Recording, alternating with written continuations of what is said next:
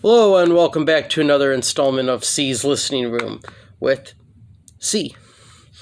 As I said before, I'm not real good with intros, so nothing witty or anything to start off with here. Got a disc from a group called Grover. It's called My Wild Life. Okay, now that's not Grover on the front, that's a Barbie doll. Interesting album, because it's kind of, there's a mystery as to who Grover is. So first of all, I'm wondering where the name came from. It could be influenced by Grover Cleveland. If you're a history buff, you remember he was one of our U.S. presidents. Only other Grover I've heard of was Grover Washington Jr., who was, I think, like a Motown artist. He was a saxophone player, I believe. More of a jazz musician, but more of the smooth jazz, I think, or the pop jazz. But I don't think it was named after him either. If I had to take a guess at this, I'm going to guess that Grover was probably named after the Sesame Street character, who was kind of a minor character in the show. He was kind of the neurotic blue guy. He wasn't as neurotic as Telly. Telly was really a basket case. But Grover was a blue guy that kind of had some self-esteem issues. And he wasn't ever one of the real big, like Big Bird or Oscar or the human characters. He wasn't one of those real main, prominent Muppets. He was just kind of, I would say not even a well-defined supporting character in Sesame Street. And I would have a feeling that's where Grover got their name, after a fuzzy blue guy on a children's TV show. I could be wrong. I don't know anything about this group. What I do know is what I gather from the inside liner notes. They're from Chapel Hill, North Carolina, and I do know the band members' names because those are listed here. But okay, that's one. That's the back. You open it up and it's like this. So there are no band pictures. There are a lot of interesting cartoon type graphics on here. And then it lists the band members, and then it looks like there's a couple of additional players here, but one female, 2 males. But where it gives their address, it shows this cartoon, like clip art drawing, 2 males, 2 females. So, I mean, that throws you through a loop right there.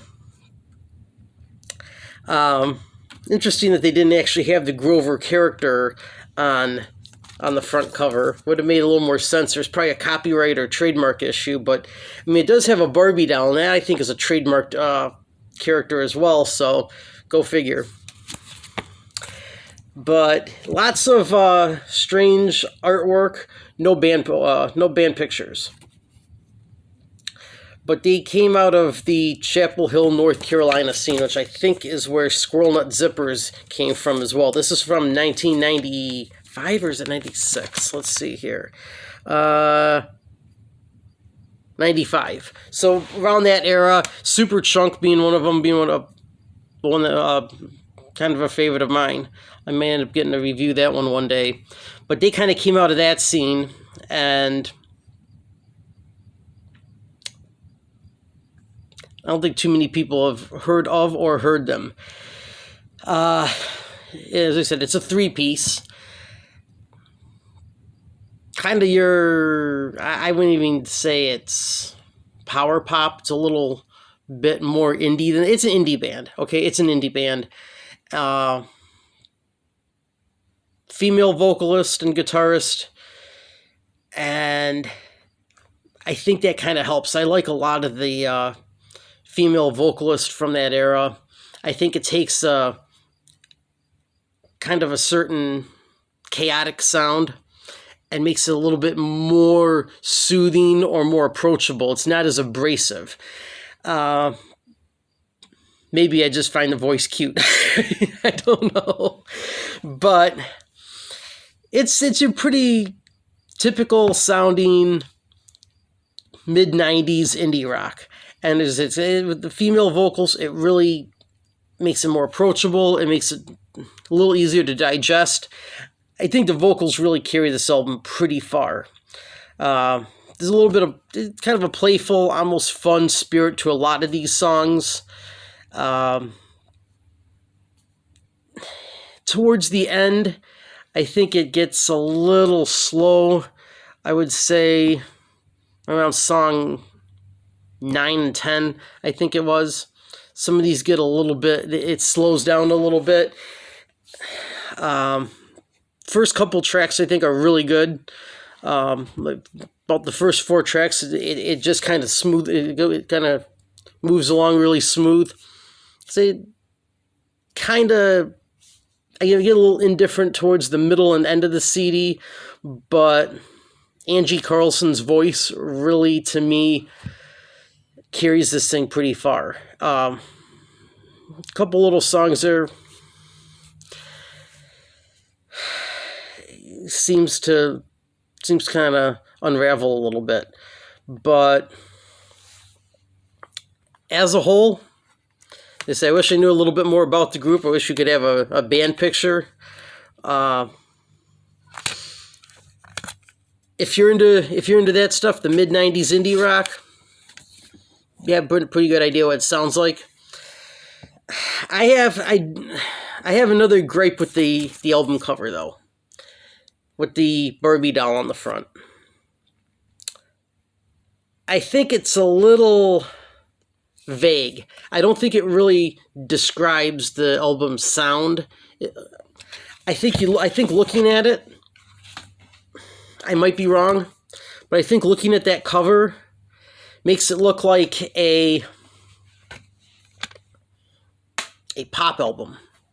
Something that would have a lot of synthesizers or a lot of electronic music, drum machines, samples, loops, something more of a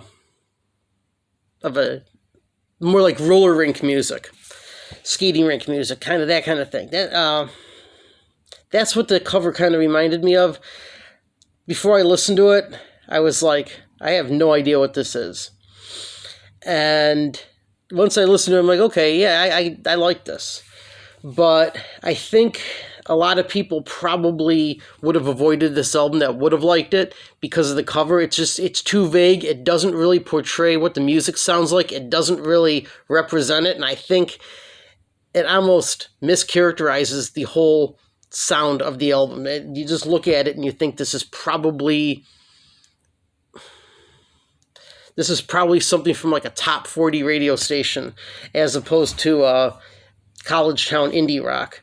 And not knowing, and not, and it's just so vague. I mean, you got some Japanese writing on there that makes you think that this is maybe like techno. I don't know. It's really not. I mean, if you're into power pop or guitar driven indie rock, you'll probably like it. But I think the packaging and I think the way that it was just presented is very misleading and probably may have hurt the success of this album. As I said, it kind of tapers off once you get around track. There's 12 tracks on here? 12 tracks. It gets to be, once you're around 8 or 9, it starts to lose me a little bit. So it's not really consistent. It's not riveting for me all the way through. Vocals really do help this album a lot. And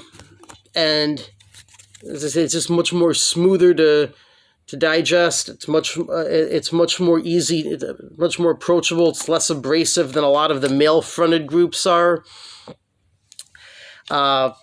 Again, that may just be a personal taste thing with me, but I would give this 3.5 out of 5, which might sound middle of the road, but it's not bad. 3.5 really, I mean, for an unknown band that it's hard to figure out, hard to know who they are, and produced a kind of typical album for its era.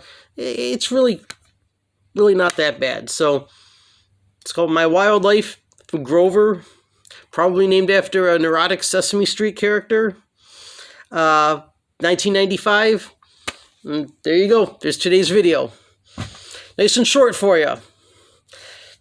I'm C, and I'll see you later.